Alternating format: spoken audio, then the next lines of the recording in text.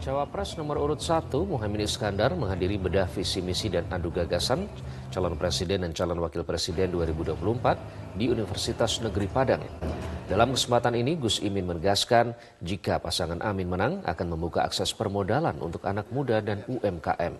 Akses modal ini bakal diberikan kepada pebisnis dengan modal di bawah 10 juta rupiah.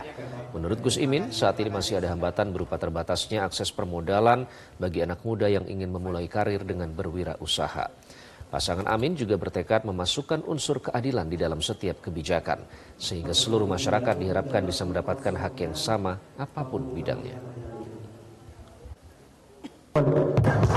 Perubahan itu yang dimaksud adalah saatnya pemerintah ambil alih masalah sekaligus menyiapkan tadi.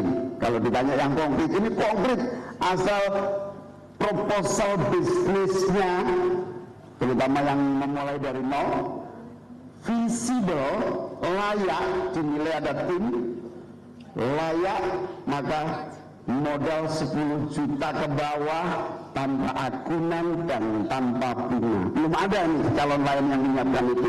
Belum ada pemerintahan 20 tahun terakhir menyiapkan. Jelajahi cara baru mendapatkan informasi. Download Metro TV Extend sekarang.